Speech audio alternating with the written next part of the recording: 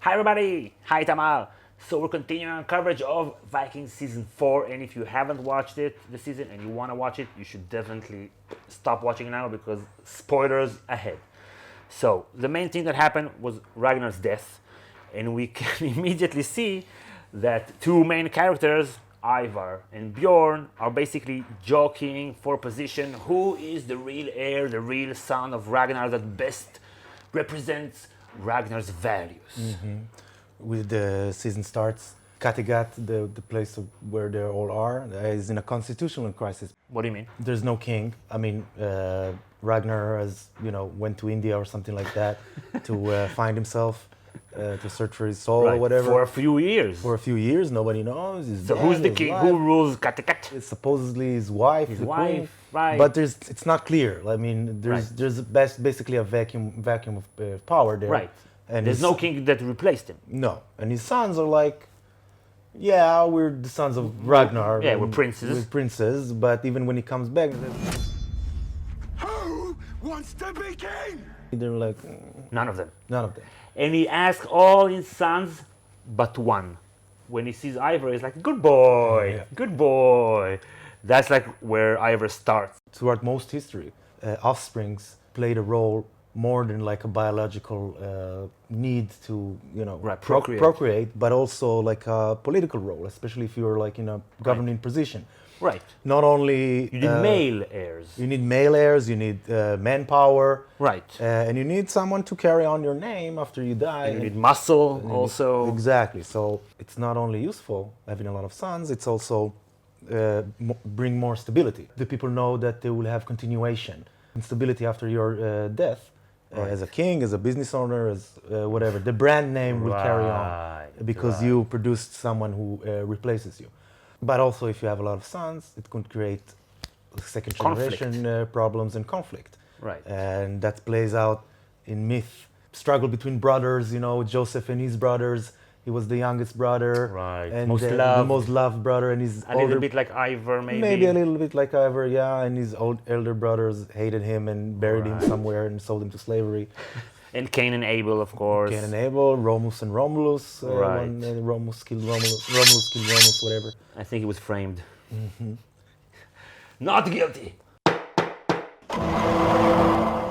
And I think you can see it played out very, very nicely during the season, where you can see them fighting for the pecking order, basically like brats, like ungrateful children fighting among them. This is mine. But instead of dolls, they fucking have axes. They throw axes at each other. Like men, like young men, are the worst. They're just the worst. Just like fucking calm down and talk about your emotions, maybe people. And they're like privileged people, privileged sons, Right. I'm the son of Ragnar. I don't have to do anything. They share this sex slave, and they say like, I come, sleep with me. I'm the son of Ragnar. I'm famous, I'm right? famous, yeah. But still, they hate their father. This is like a classic second generation thing that you don't appreciate what your parents. Yeah, you take it for granted. Take it for granted, right? But Bjorn is the exception of these brothers. Right. Different mother. He has different mother. He's less privileged than the other sons. Right. He killed a bear. And he started out until the age of 12. He was the son of a farmer. Yeah, and he raided with his father. He killed a lot of people. Good for him. He doesn't have this, Right.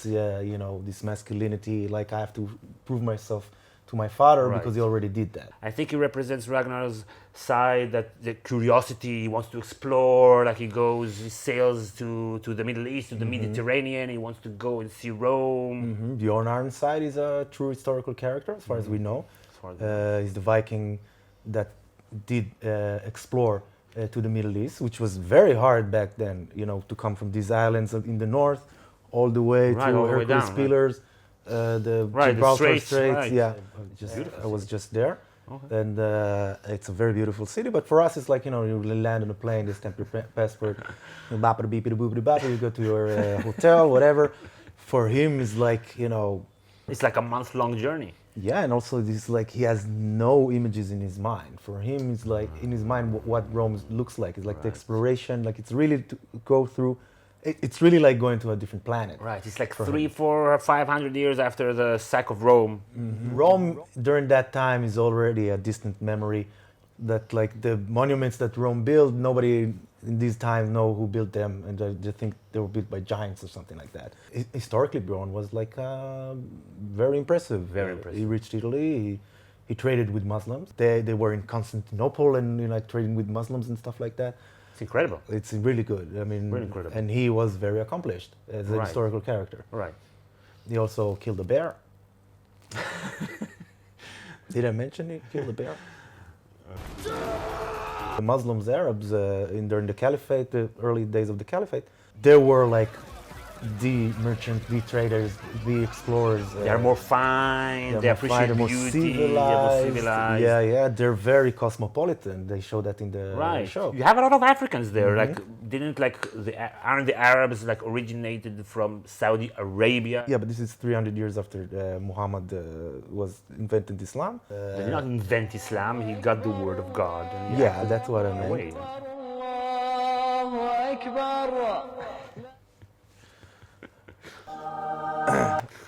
Because I think they wanted to show you like this cosmopolitan Right. feel that the Muslims had. Because Islam is a very cosmopolitan religion. Yeah, it cancels, and the way it started, it cancelled like the old castes of the Arab world, and basically said like, if you're a Muslim, you're part of the Ummah, you're part of the nation. Right. The No nation matter of your Islam. color, your social status. No, and you have rights as a Muslim. Right. And you could be black Muslim, you could be white Muslim. Right. And I also like the fact that the Scandinavians, the blonde-haired people, are the crazy barbarians who come terrorists, and those Africans and Arab Muslims, they're just living in peace, trading, and then all these blonde, the blonde people, you can't trust blonde people. Come on, they're just killing everybody. In the market, it's like a terror attack in the market. It's like their whatever February 14th. Yeah. I don't know. And also when they see the religion, the Muslim religion, like whatever, when they're praying to nothing, Yeah. they're like, what the fuck is going on here? This is so foreign. Like they're like, Floki's looking. Yeah. What is it? He can't comprehend it. Yeah, the Allah Akbar there is very calm and like appealing, Allah Right. Akbar. And in the popular culture, usually people that pray in the mosque and say Allah Akbar, Allah Akbar. It's threatening. You have a threatening threatening. music coming in when you see Exactly. someone. And I think they made a point in the show, like they gave the actor like Gustav Gustafsson.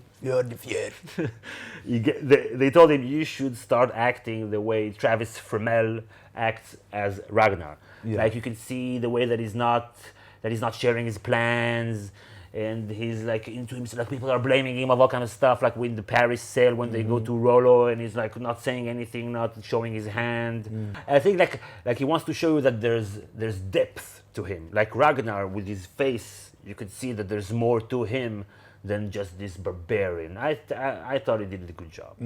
Yeah, I did a good job.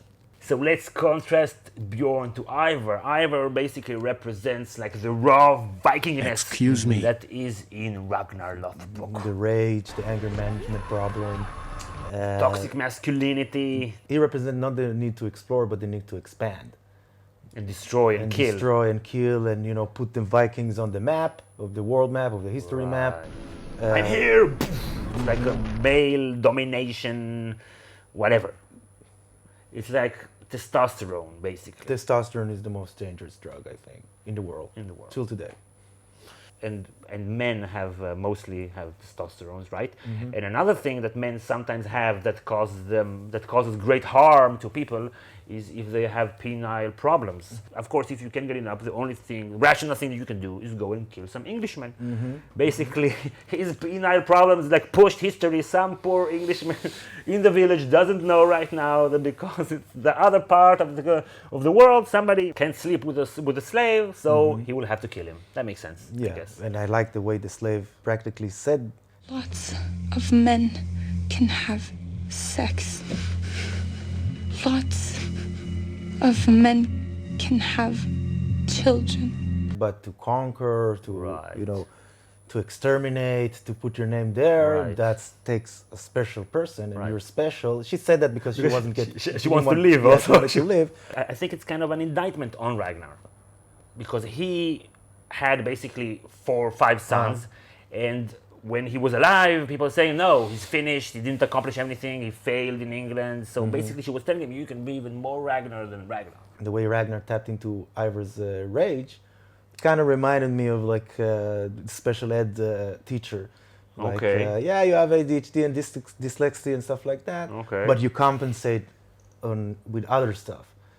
So feel special. Ragnar said, like a blind man hears better and the deaf Right. man see better, and you don't have legs. So you can be angry about it and Angry go about kill it. some Englishmen. When I was in Mongolia, I was traveling with a Swedish girl, and of course a lot of horses in Mongolia, also apparently a lot of horses in Sweden. And she told me that the way that the Mongolians train their horses, basically they just hit them and they run. But the way that they train the horses in Sweden is they don't let them run too much when they're young, and this builds up so much pent-up energy and pent-up emotions that when they're grown, you just let them go and pew, and there you go.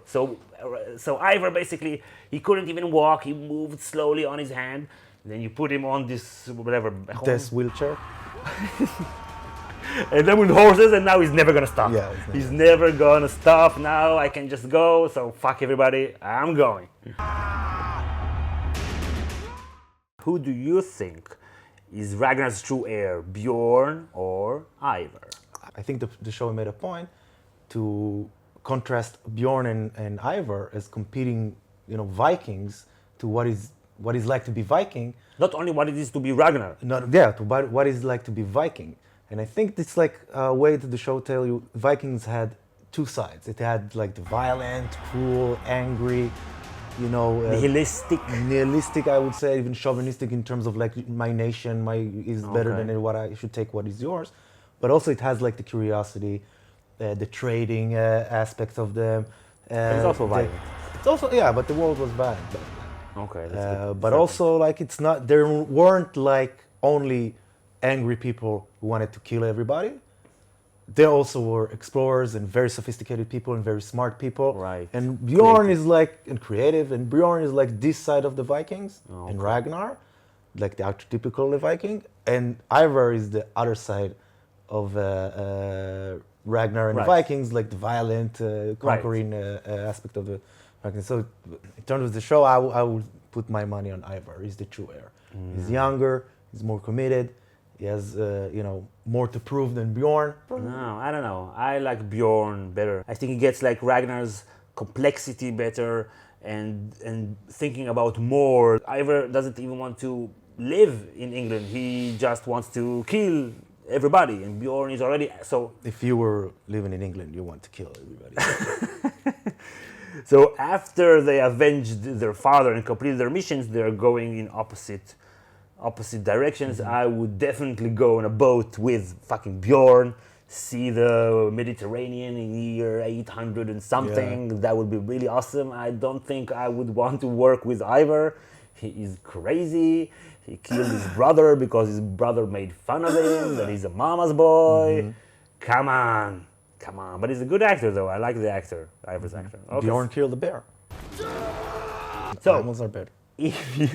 So to mention in the comments if you prefer Ivar or Bjorn, of course hit like if you enjoyed the video and subscribe to get more videos, Vikings, Game of Thrones, whatever. We want to thank our patrons for supporting our channel. If you want to support our channel, you can go to patreon.com/GOT Academy or just click the link in the first comment. So thanks for watching and we'll see you all next time. Bye everybody!